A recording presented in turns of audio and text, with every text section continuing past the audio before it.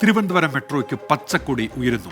അലൈൻമെന്റിന് ധനകാര്യ വകുപ്പ് അംഗീകാരം കിട്ടി എന്നാണ് വിവരം. അലൈൻമെന്റിൽ അന്തിമ തീരുമാനം എടുക്കുക മുഖ്യമന്ത്രിയായിരിക്കും. പതിറ്റാണ്ടുകളായുള്ള സ്വപ്നമാണ് യാഥാർത്ഥ്യത്തിലേക്ക് അടുക്കുന്നത്. അന്തിമ അലൈൻമെന്റ് മുഖ്യമന്ത്രിക്ക് കൂടി ബോധ്യപ്പെട്ടാൽ മന്ത്രിസഭയ്ക്ക് മുന്നിലെത്തും. ഈ മാസം അവസാനത്തോടെ മന്ത്രിസഭ വിഷയം പരിഗണിച്ചേക്കും. കഴക്കൂട്ടമാകും മെട്രോയുടെ തുടക്കമെന്നാണ് വിവരം. അലൈൻമെന്റിന്റെ അന്തിമ രൂപം സർക്കാർ പുറത്തുവിട്ടിട്ടില്ല.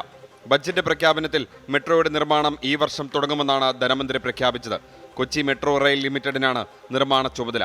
അന്തിമ അലൈൻമെന്റിൽ വേഗം തീരുമാനം അറിയിക്കണമെന്ന് KMRL സർക്കാരിന് കത്തയച്ചിരുന്നു. നേരത്തെ സമഗ്ര പദ്ധതി രേഖ കേരളം കേന്ദ്രത്തിന് അയച്ചിരുന്നു.